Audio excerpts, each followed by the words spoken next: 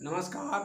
मैं अरुण कुमार वर्मा आप लोगों का हमारे डीएलएस क्लासेज में स्वागत है। हमारे द्वारा आज आप लोगों को प्रकाश का अपवर्तन चैप्टर से गोलीय दर्पण से संबंधित प्रतिबिंब किस प्रकार से और कहाँ बनते हैं पढ़ाया जाएगा। अगर हमारा पढ़ाना आप लोगों को समझ में आता है तो आप लोग हमारे डीएलएस क्लासेज को लाइक, शेयर एवं सब्सक्राइब करिए, जिससे हमारा भी हौसला अफजाई हो और हम आप लोगों के लिए पार्ट वाइज जो है हर चैप्टर का पार्ट वाइज जो है आप लोगों को प्रोवाइड कराते रहें। तो हम आप लोगों के लिए मेहनत करते हैं, तो आप लोग भी कंजूसी मत करिए लाइक करने में, और लाइक कर दिया करिए और तथा सब्सक्राइब करके ऑन रखिए बटन को, यानी कि घंटी को, जिससे आपको हमारे द्वारा बनाए गए समस्त वीडियो सर्वप्रथम प्राप्त हों। तो हम आगे चलते हैं। देखिए, लिखा गया है गोलीय दर्पण द्वारा प्रतिबिंबों का बनना। तो गोलीय दर्पणों द्वारा प्रतिबिंब दो रूपों में बनते हैं। मतलब एक गोलीय दर्पण दो प्रकार के होते हैं, एक अवतल दर्पण होता है तथा दूसरा उत्तल दर्पण होता है।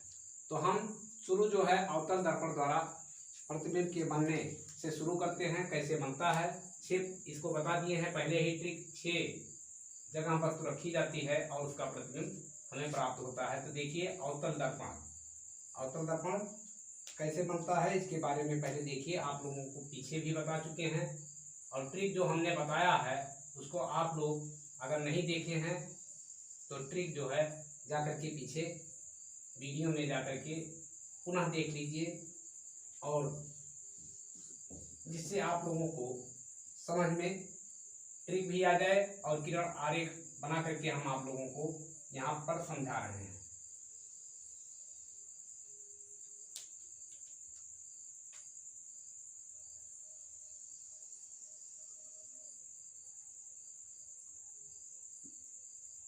ये हो गया आपका अवतल दर्पण। अवतल दर्पण क्या होता है, किसी कांच के गोले का कटा हुआ भाग होता है, जिसके ऊपरी हिस्से पर क्या हुआ रहता है, कलई किया रहता है। इसका जो है ये द्वारक होता है, जो व्यास होता है वो द्वारक होता है, जिसे M1 M2 से रिप्रेजेंट किया जाता है। इसका जो मध्य भाग होता है उसी को क्या कहा जाता है, ध्रुव कहा जाता है, पोल कहा जाता है। जिसे पी से प्रदर्शित करते हैं। इसका जो दर्पण का यानी कि गोले का जो केंद्र बिंदु होता है वही दर्पण का जो है क्या कहा जाता है, सेंटर ऑफ कर्वेचर या वक्रता केंद्र कहा जाता है। इसे सी से रिप्रेजेंट करते हैं या प्रदर्शित करते हैं। थोड़ा नीचे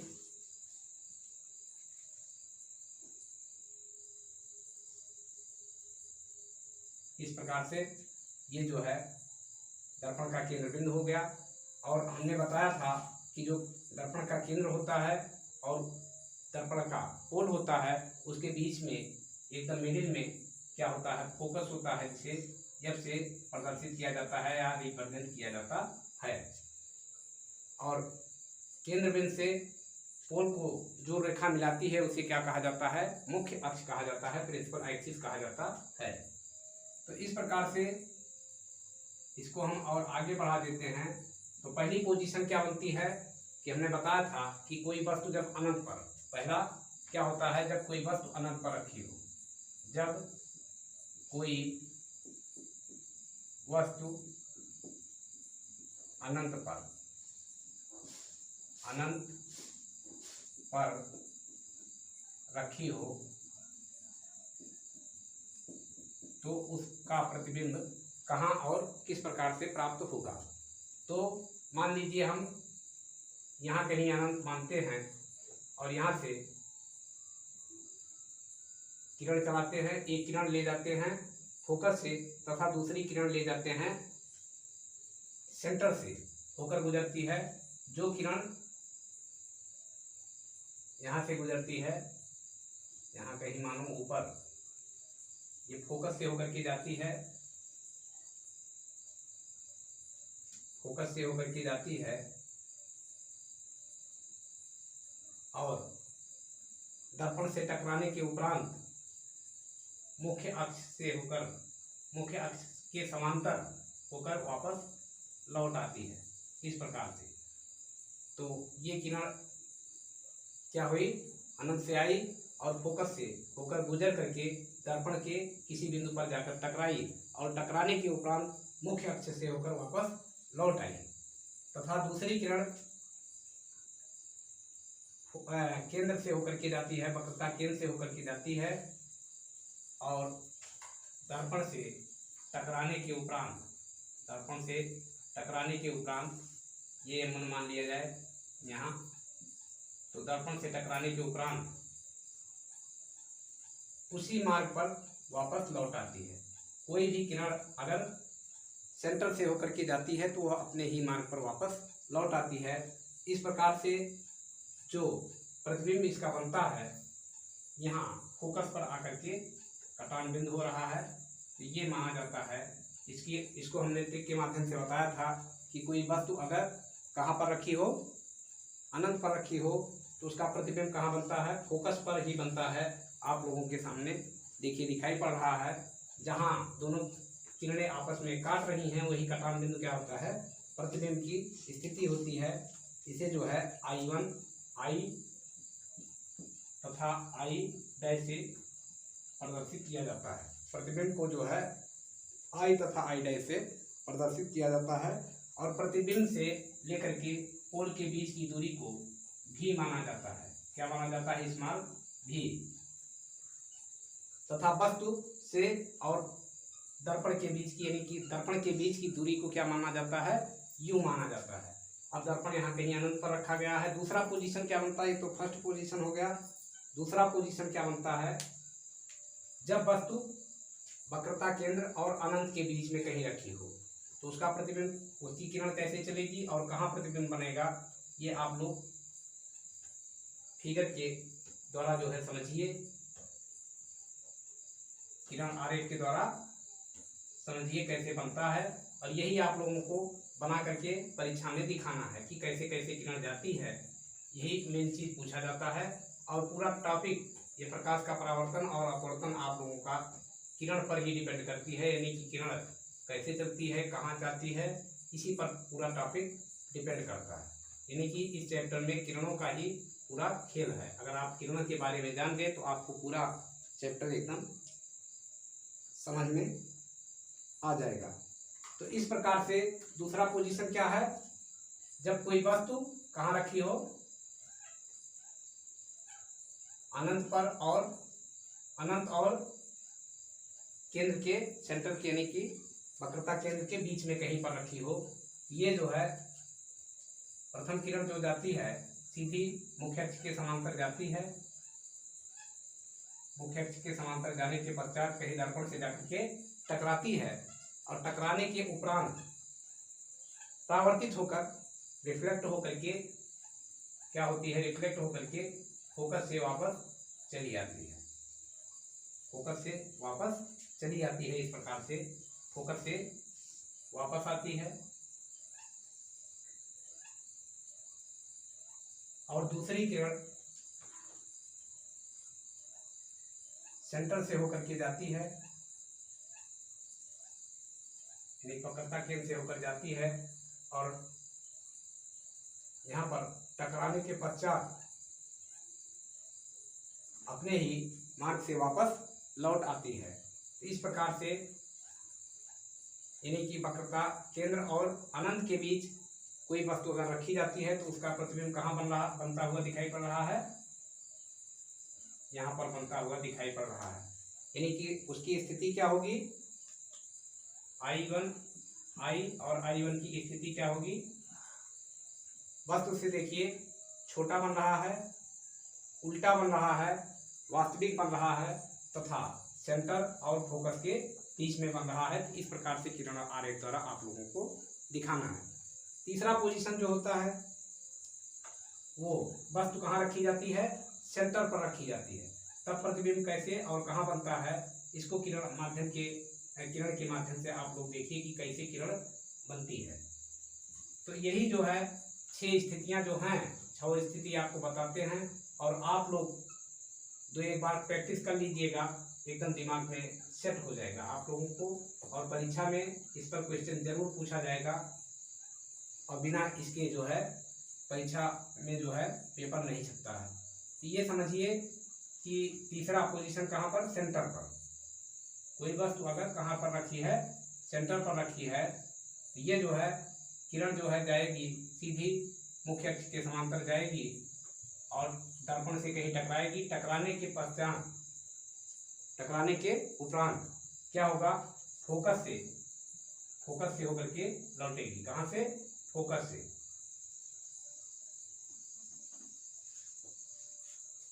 से होकर के लौटेगी। और दूसरी किरण फोकस से होकर के जाएगी और दर्पण से टकराने के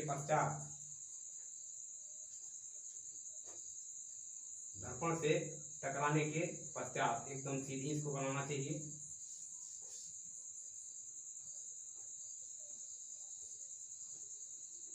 दर्पण से टकराने के पश्चात क्या होगी, यहाँ से मुख्य अक्ष के समांतर वापस आएगी। तो इसका कटान बिंदु यहाँ कहीं होगा। देखिए यहाँ पर कटती है तो इसमें दिखाया गया भी था कि प्रतिबिंब जो बनेगा केंद्र पर, मतलब उसी पर बनता है, केंद्र पर ही बनता है, वक्रता केंद्र पर ही बनता है। वस्तु के बराबर उल्टा तथा वास्तविक। अगर आप लोग स्केल से खींचेंगे, ये थोड़ा तिरछी हो गई है लाइन, अगर स्केल से खींचेंगे तो एकदम बराबर ही दिखाई पड़ेगा दोनों। जितना बड़ा प्रतिबिंब होगा, मतलब वस्तु होगा, उतना ही बड़ा प्रतिबिंब होगा। तो इस प्रकार से अगर सेंटर पर कोई वस्तु रखी जाती है तो उसका प्रतिबिंब कहाँ बनता है, सेंटर पर ही बनता है। उल्टा वास्तविक तथा वस्तु के एकदम इक्वल बनता है, बराबर बनता है। तो प्रतिबिंब और वस्तु की लंबाई कहाँ, सेंटर पर क्या होती है, सेम होती है, एकदम बराबर होती है। अगला पोजीशन कहाँ रखा जाता है, वस्तु फोकस और वक्रता केंद्र के बीच में अगर वस्तु रखी गई है तो उसका प्रतिबिंब कहाँ बनेगा। अगला पोजीशन क्या होगा, नंबर 4। यदि वस्तु कहाँ रखी गई हो, सेंटर और फोकस के बीच में कहीं रखी गई हो। सेंटर और फोकस के बीच में यदि वस्तु रखी गई हो तो उसका प्रतिबिंब कहाँ बनेगा, कैसा बनेगा, ये आप लोग किरण आरेख द्वारा समझिए कि कैसे बनता है। कहीं भी बीच में कहीं भी रखी जा सकती है, कोई ये नहीं है कि एकदम मिडिल में रखी जाए, किसी भी किनारे भी रखी जा सकती है। तो इसका जो प्रथम किरण चलेगा अगर मुख्य अक्ष के समांतर जाकर के कहीं दर्पण से टकराएगा और टकराने के बाद चूंकि अगला माध्यम क्या है, अपारदर्शी है, यानी कलई किया गया है, पॉलिश किया गया है, तो इधर नहीं निकल पाएगी किरण। तो टकराने के उपरांत रिफ्लेक्ट होकर के फोकस से होकर के वापस लौटती है। इस प्रकार से फोकस से होकर के वापस लौटेगी और दूसरी किरण जो चलेगी वो फोकस से होकर के गुजरेगी और कहीं जाकर के दर्पण से टकराएगी किसी बिंदु पर। इसको अब माना जाता है, ये मान लिया गया, बी मान लिया गया, मान भी सकते हो। तो यहाँ से टकराने के उपरांत क्या करेगी, मुख्य अक्ष के समांतर होकर के वापस आएगी। इस प्रकार से ये वापस आएगी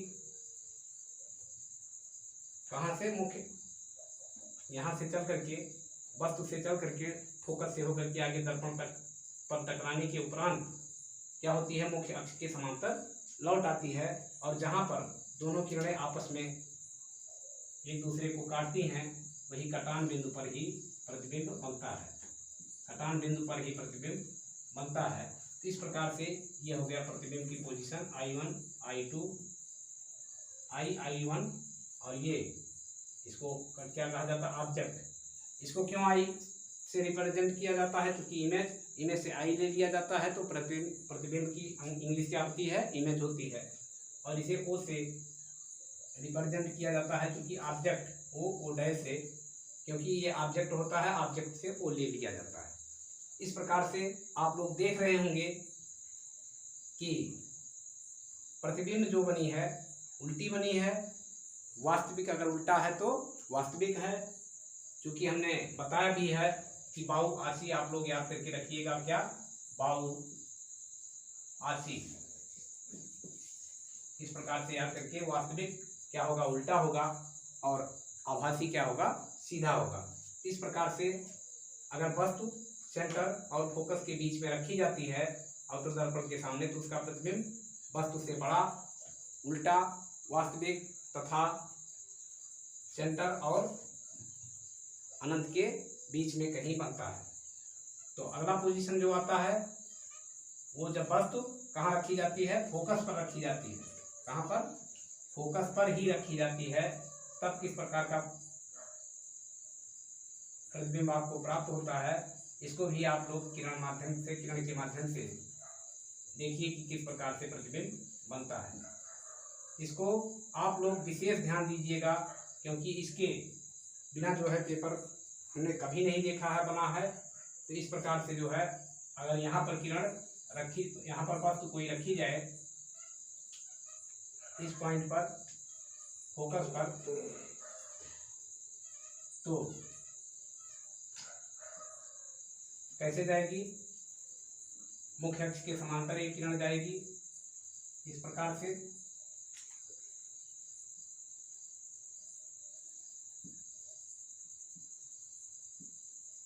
और यहाँ से टकराने के पश्चात फोकस ही होकर वापस आएगी इस प्रकार से।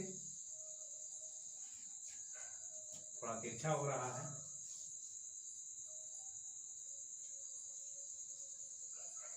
इस प्रकार से। और दूसरी किरण जो चलेगी वो ऐसे सीधे निकलेगी, और निकलने के उपरांत क्या होगा कि ये यहाँ पर जाकर के पहुँचेगी, दर्पण से टकराएगी, टकराने के उपरांत ये पीछे बैक हो जाएगी और सेंटर से होकर के गुजरेगी, सेंटर से होकर के गुजरेगी। और आप लोग देख रहे होंगे, हमने बताया भी है कि कोई भी किरण अगर सेंटर से होकर के जाती है, सेंटर से होकर के कोई भी किरण जाती है तो क्या होती है, अपने ही मार्ग से वापस लौट आती है। इस प्रकार से क्या होगा कि इसके द्वारा जो प्रतिबिंब बनेगा आपको अनंत पर ही बनता हुआ आभास होगा, क्योंकि ये दोनों किरणें जो है कहीं आपस में काट नहीं रही हैं, कटान बिंदु आपको प्राप्त नहीं हो रहा है। तो फोकस पे अगर कोई वस्तु फोकस पर रखी जाती है तो उसके द्वारा बना प्रतिबिंब कहाँ होता है, अनंत पर होता है, और नीचे की तरफ बनता है, इसलिए वास्तविक होता है तथा उल्टा होता है। और अगला पोजीशन क्या आता है, जब वस्तु कहाँ रखी जाए, जब वस्तु पोल और ध्रुव के बीच में रखा जाए तो उसका किरण आरेख किस प्रकार से बनेगा, यही आखिरी पोजीशन होती है। इसको भी आप लोग देख लीजिए और समझ लीजिए। अगर यहाँ पर कोई वस्तु मान लीजिए यहाँ पर रखी गई है, ये हो गई कहाँ पर, फोकस और पोल के ध्रुव के बीच में, तो ये किरण आरेख सीधा गई, दर्पण से टकराने के उपरांत ये जो है फोकस से होकर के वापस लौटी, फोकस से होकर के वापस लौटी। दूसरा क्या होगा, यहाँ से चलेगी और सेंटर से होकर के आगे गुजरेगी इस प्रकार से। इधर तो किरण आरेख देखिए क्या हो रहा है, चौड़ा होता जा रहा है। तो आगे इस पोजीशन को, इसको आगे हम बढ़ाएंगे,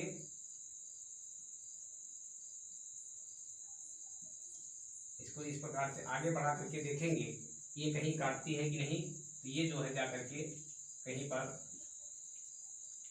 इधर पीछे जो है जाकर के काटती है। यही जो कटान बिंदु होता है यही प्रतिबिंब की स्थिति होती है। इस प्रकार से यहाँ पर यानी कि फोकस और पोल के बीच अगर कोई वस्तु रखी जाती है अवतल दर्पण के सामने, तो उसका प्रतिबिंब आभासी, सीधा तथा वस्तु से सदैव बड़ा बनता है। और यहाँ पर फोकस अगर इतनी दूर पर है तो यहाँ पर भी लगभग फोकस यहाँ पर होगा, तो फोकस और पोल के बीच में दर्पण के पीछे सीधा आभासी तथा वस्तु से काफ़ी बड़ा बनता है। यही छाप पोजीशन जो है प्रतिबिंब के बनने की अवतल दर्पण में होती है। तो हमें आशा है कि आप लोग इसके बारे में जान गए होंगे। और अब अगला जो इसमें टॉपिक है वो क्या है, उत्तल दर्पण द्वारा कैसे प्रतिबिंब बनता है। उसमें कुछ नहीं है, एकदम एक ही चीज़ याद कर लेना है कि उत्तल दर्पण द्वारा बना प्रतिबिंब जो है सदैव या हमेशा दर्पण के पीछे सीधा आभासी तथा वस्तु से छोटा होता है, वस्तु कहीं भी रखी गई हो। तो इस प्रकार से देखिए, ये उत्तल दर्पण है, ये उत्तल दर्पण है। इस प्रकार से अंदर से अगर कलई कर दिया गया तो क्या बन गया, उत्तल दर्पण बन गया। और ये इसका प्रिंसिपल एक्सिस हो गया, मुख्य अक्ष हो गया, मुख्य अक्ष हो गया, ये पोल हो गया, ध्रुव हो गया, ये कहीं फोकस होगा। और फोकस का दूना क्या होता है, सेंटर होता है, वक्रता केंद्र होता है। इस प्रकार से यहाँ कहीं होगा फोकस और यहाँ कहीं होगा वक्रता केंद्र, वक्रता केंद्र सी होगा। तो इस प्रकार से जो है ये M1 और M2 होगा पोजीशन। तो इस प्रकार से अगर क्या बन गया, उत्तल दर्पण बन गया। उत्तल दर्पण द्वारा एक ही चीज आप लोग याद करके रखिए कि उत्तल दर्पण द्वारा कहीं के सामने कहीं भी अगर प्रतिबिंब रखा जाता है तो उसके द्वारा बना प्रतिबिंब क्या होता है, कहीं भी रखिए हम, मान लीजिए हम यहाँ रखते हैं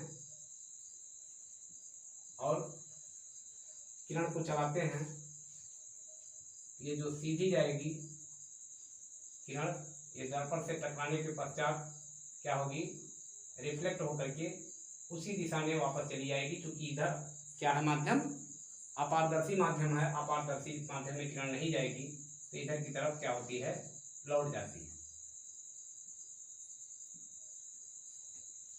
उसके पश्चात क्या होता है, ये किरण कहाँ से जाती है, सेंटर से होकर के जाती है। ये पोजीशन हो गया। इसी को हम आगे बढ़ा देते हैं, इसी किरण को आगे बढ़ा देते हैं डॉटेड लाइन से।